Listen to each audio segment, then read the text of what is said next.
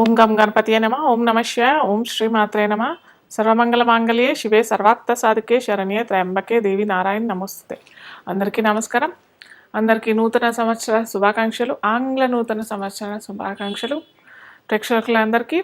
అయితే మనకి ఇంతకుముందర లాస్ట్ టైంలో నేను ఒక్కొక్క రాశి వాళ్ళకి 2025 ఏ ఏ రాశి వారికి ఎలాంటి ఫలితాలు వస్తాయి, అవి మన తెలుగు పంచాంగంతో సంబంధం లేకుండా కేవలం ఆంగ్ల సంవత్సరం దాని ప్రకారం మనము ఏ రాశులకి ఏ ఏ మార్పులు జరుగుతాయి, ఎలా ఉంటుంది, ఇవన్నీ నేను ఇన్డెప్త్గా చెప్పాను లాస్ట్ వీడియోలో.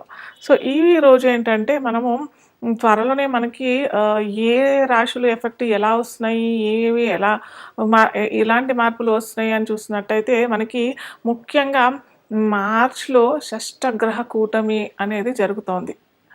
క్రితం మనకు 2019 సంవత్సరంలో కూడా షష్టగ్రహ కూటమి ద్వారా మీకు అందరికీ తెలిసిందే, మనకందరికీ ఎంతోమంది జ్యోతిష్ శాస్త్ర నిపుణులు మరియు శాస్త్రవేత్తలు ఎన్నో రకాలుగా చెప్పారు. ఖచ్చితంగా ఏదో సంఘటన జరుగుతుంది, అది మానవాతీతంగానికి పెద్ద ఆటంకాలు తెస్తుంది అని చెప్పేసి ఖచ్చితంగా చెప్పాము కూడా. కాకపోతే అది పర్టికులర్గా ఈ వ్యాధి వస్తుంది అని చెప్పేసి చిన్నగా ఒక సూచిక మాటుకే మాకు ఎవరికైనా అంతే, జ్యోతిష్య నిపుణులు 90 నుంచి 95% కరెక్ట్గా చెప్పగలుగుతాం. 5% అటు ఇటు అన్నట్టుగానే ఉంటుంది, ఖచ్చితంగా అయితే రాదు. కాకపోతే అక్కడ కూడా ఇది ఏంటంటే దేశగోచారం ప్రకారంగా చూసిన సంఘటన అనమాట. కాబట్టి మనకి ఎలాంటి ఫలితాలు వస్తాయని చెప్పేసి ఈ షష్టగ్రహ కూటమి వల్ల మనము అప్పుడు చెప్పగలిగాం. అందరూ జ్యోతిష నిపుణులు చెప్పారు, ఖచ్చితంగా చెప్పారు, ఫలానా తారీఖు ఈ పంచగ్రహ షష్టగ్రహ కూటమి వస్తుంది, దానివల్ల ఏ ఏ రాశులు ఇబ్బంది పడతారు కూడా ఖచ్చితంగా చెప్పారు. కాకపోతే అక్కడ ఏమైందంటే గురుబలం పోయింది. అక్కడ బృహస్పతి ఒక్కసారి ఒకే సంవత్సరంలో మూడు రాశులు అటు ధనుర్రాశి, వృశ్చిక రాశి, మకర రాశి, ఈ 3 రాశులు ఎఫెక్ట్ అయ్యాయి. ఒకే సంవత్సరంలో 3 రాశుల్లో బృహస్పతి లేదా శని భగవానుడు, అంటే బృహస్పతి అంటే గురు కనుక మారినట్టయితే ఒక ప్రళయం జరిగే అవకాశాలు చాలా ఉంటాయి. కానీ ఇక్కడ మనకి షష్టగ్రహ కూటమిలో కూడా పెద్దగా మార్పులు అవుతాయి. అంటే దేశగోచారము మనము ముఖ్యంగా మనం చెప్పేది ఈ షష్టగ్రహ కూటమి, దేశగ్రహ గోచారము ప్లస్ రాజకీయవేత్తలకి రాజకీయాలు ఎలా అవుతాయి, వాటి వల్ల ఎలాంటి ఫలితాలు వస్తాయి అనేసి మనము తూచాతాయిగా మనం చెప్పగలుగుతాం. కాకపోతే ఇది పర్సనల్గా మనం చూసినట్టయితే ఒక్కో రాశి, మళ్ళీ నేను చెప్తున్నాను ప్రతిసారి నేను ఈ వీడియో తీసినప్పుడల్లా, పర్సనల్గా మీ వ్యక్తిత్వ జాతకంలో మీ జాతకాల్లో ఏ దశ అంతర్దశలు నడుస్తున్నాయి, మీ లగ్నం ఏంటి ఖచ్చితంగా తెలుసుకొని ఆ దశ అంతర్దశలు ఈ గోచార ఫలితాలు ఎలా వస్తాయి అని చూసుకున్నట్టయితే మనకు అప్పుడు కరెక్ట్గా ఫలితాలు వస్తాయి. అలా కాకుండా కేవలం ఇప్పుడు చెప్పిన గోచారమే ఈ రాశులకి ఎఫెక్ట్ అవుతుందని అంటే అది కాదు. దాంట్లో ఓన్లీ 50 నుంచి 60% లేదా ఒక్కోసారి 50% రిజల్ట్స్ కూడా రావు, మనకి ఫలితాలు అంతగానం రావు. మనం ఖచ్చితంగా మన నక్షత్రం ఏంటి, మన రాశి ఏంటి, మన లగ్నం ఏంటి, దశాంతర్దశలు ఏమి నడుస్తున్నాయి, లగ్నాధిపతి ఎంత బలంగా ఉన్నాడు, ఇవన్నీ మనం ఖచ్చితంగా మన జాతక చక్రంలో తెలుసుకోవాల్సిన విషయాలు. దాని ద్వారా ఈ గోచారం ఏంటంటే ఒక 20 to 30% రిజల్ట్స్ వస్తాయి. అంతేగాని గోచారంలో ఇవన్నీ మార్పులు జరిగిపోతున్నాయి, మాకేమో జరిగిపోతుంది, అందరికీ ఏమోనో అయిపోతుంది, అద్భుతాలు అయిపోతాయి, లేదా ఏమీ అవ్వవు, లేదా ఈ పలానా రాశి వాళ్ళు ఇలా అయిపోతారు అన్నట్టు అలా ఏమీ జరగదు. కాకపోతే మనకి తూచాతాయిగా మనకి ఏ రాశిలో ఈ గ్రహాలు కలయిక నడుస్తుంది. యాక్చువల్గా గ్రహ కూటమి అంటేనే షష్టగ్రహం అంటే 6 గ్రహాలు కూటమి అంటే కలుసుకొని ఆ రాశిలో అది కూడా 2 రోజులే జరుగుతుంది సంఘటన. ఎందుకంటే ప్రతి 2.5 రోజులకి చంద్రుడు మారిపోతాడు. చంద్రుడు ఒక రాశి నుంచి ఇంకో రాశికి మారిపోతాడు. కాబట్టి మనకి ఇక్కడ చంద్రుడిని కలుపుకుంటే రవి ఇక్కడ ఉంటాడు, శని భగవానుడు వచ్చేస్తాడు 30వ తారీఖుకి, మార్చ్ 2025 మనకి 30వ తారీఖు ఈ సంఘటన జరుగుతోంది. అయితే అది కూడా 2 రోజులే జరుగుతుంది. అప్పుడు రవి, శని భగవానుడు వచ్చేస్తాడు, బుధుడు వచ్చేస్తాడు, శుక్రుడు ఉంటాడు అక్కడే, రాహు కూడా అక్కడే ఉంటాడు. ఈ గ్రహాలు బుధుడు కూడా అక్కడే ఉంటాడు కాబట్టి ఈ గ్రహాలన్నీ ఉంటాయి కాబట్టి మనము ఆ 2 రోజులు మనము షష్టగ్రహ కూటంగా మనం తీసుకుంటాము. ఆ రాశి అంటే మీన రాశిలో పడుతుంది కాబట్టి మీన రాశి వాళ్ళకి ఎలా ఉంటుంది, అలాగే మిగతా రాశులందరికీ కూడా ఎలా ఉంటాయి మనం చూస్తాము ఇప్పుడు తుచ్చతాయిగా. అయితే ఇంకొకటి ఏంటంటే ఇక్కడ తెలుసుకోవాల్సింది చాలా ముఖ్యమైన విషయం ఏంటంటే ఈ ఒక ఆర్క్ లాగా వచ్చేస్తుంది అనమాట. అంటే మనకి 2 రోజులు షష్టగ్రహ కూటమి ఉంటుంది. తర్వాత 2.5 రోజుల తర్వాత చంద్రుడు వచ్చేస్తాడు. తర్వాత 10-15 రోజులకి రవి మారిపోతాడు. మళ్ళీ బుధుడు వెళ్ళిపోతాడు. రాహు మనకి కుంభరాశిలోకి వస్తాడు. ఇలా అన్నీ ఒక్కొక్క గ్రహాలు వెళ్ళిపోతుంటాయి. శుక్రుడు వెళ్ళిపోతాడు, బుధుడు వెళ్ళిపోతాడు. ఇవన్నీ వెళ్ళిపోతుంటాయి కాబట్టి ఆ పంచగ్రహ కూటమి అనేది కూడా మెల్లిమెల్లిగా వీడిపోతుంది. కాకపోతే ఇక్కడ ఈ పంచగ్రహ కూటమి అనేది కూడా 10-15 రోజులు మనకి అయితే 7 లగ్నాలకి మటుకు కాలసర్ప దోషం వస్తుంది. అయితే చాలా మటుకు అందరూ చెప్పేది ఏంటంటే కాలసర్ప దోషం అనేది కాలసర్ప యోగమా అని చెప్పబడుతుంది.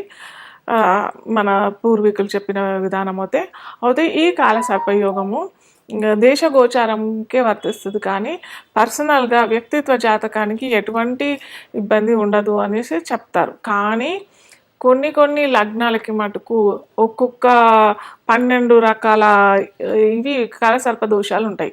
సో ఒక్కొక్క కాలసర్ప దోషం ఒక్కో విధమైన ఫలితాలు కూడా ఇస్తుంది. ఇన్డెప్త్గా ఎప్పుడన్నా వీలుంటే నేను చెప్తాను ఒక్కొక్క కాలసర్ప దోషం ఏ విధమైన ఫలితాలు ఇస్తుంది అని చెప్పేసి మరిన్ని వీడియోస్లోను. అయితే అలా ఈ 7 లగ్నాలకి మటుకు ఖచ్చితంగా ఈ కాలసర్ప దోషం అయితే వర్తిస్తుంది.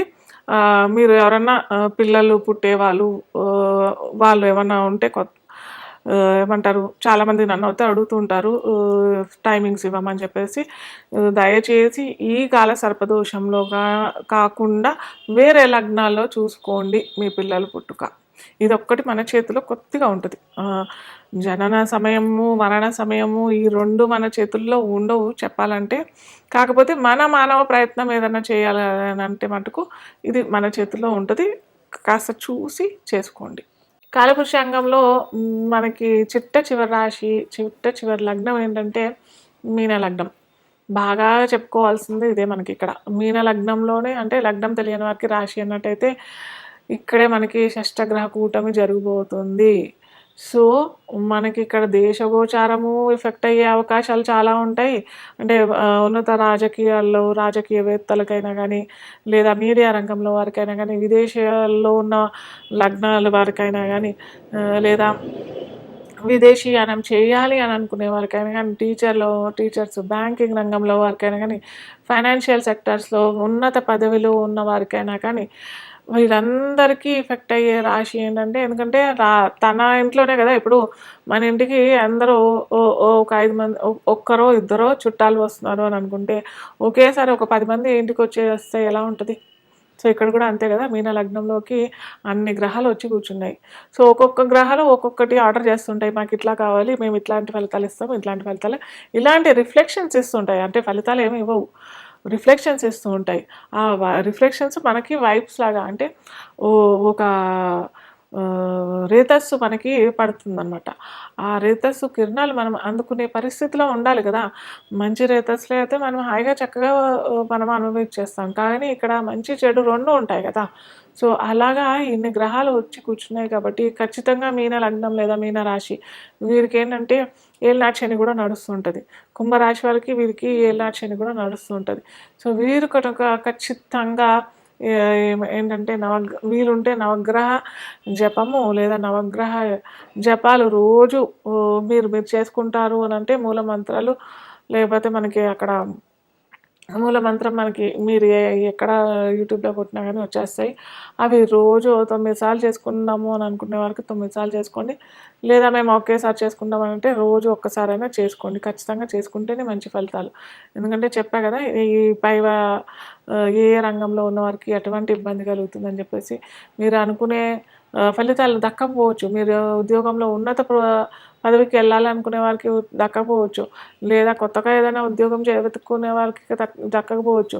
కొత్తగా వ్యాపార రంగంలో చేయాలని అనుకునే వారికి దక్కకపోవచ్చు. ఫైనాన్స్ ముఖ్యంగా ఫైనాన్స్ రంగం, ఎందుకంటే గురువే కదా. కాకపోతే ఇక్కడ గురువు, శుక్రుడు పరివర్తన పొందుతారు. కానీ ఇక్కడ అన్ని గ్రహాలు కూడా ఉన్నాయి కదా. లగ్నాధిపతి తన సొంతంగా ఇవ్వాల్సిన ఫలితాలు ఇవ్వకపోవచ్చు. సో ఖచ్చితంగా మీరు చేసుకోవాలి. అలాగే పసుపచ్చ వస్తువులు, వస్త్రాలు దానం చేయడానికి ప్రయత్నం చేయండి, ధరించడానికి ప్రయత్నం చేయండి. పెద్ద ఒకేషన్స్ వస్తే మటుకు ఖచ్చితంగా దానం చేసుకుంటేనే మంచిది. మీకు చాలా ఉంది, మీరు ఎంతో దానం చేయగలుగుతాము అనే స్థితిలో ఉన్నట్టయితే ఖచ్చితంగా మీరు పెద్ద ఎత్తున వస్త్రదానం చేసుకుంటేనే చాలా మంచి ఫలితాలు వస్తాయి. చక్కగా మీరు చామంతులు దానం చేసుకోవచ్చు గుళ్ళలో. లేదా మేము పురోహితులకి మేము ఇస్తాము అని అంటే ఇవ్వచ్చు. లేదా మీ కింద పనిచేసే వాళ్ళకి చక్కగా మేము ఇవి తెచ్చేసాము, పసుపు కలర్ వస్తువులు తెచ్చాము అని అంటే అవి కూడా ఇవ్వచ్చు. వస్తువులు అని అంటే మనకి వేసవి కాలం కూడా వచ్చేస్తుంది. మామిడి పళ్ళు వచ్చే సీజన్ కాబట్టి ఆ టైంలో మీరు మామిడి పళ్ళు కూడా మేము చక్కగా మేము పంచుతాము అని అంటే చక్కగా పంచుకోవచ్చు. ఈ విధంగా చేసుకున్నట్టయితే ఎటువంటి గ్రహ కూటమి ఎటువంటి దుష్ఫలితాలు మటుకు ఇవ్వదు.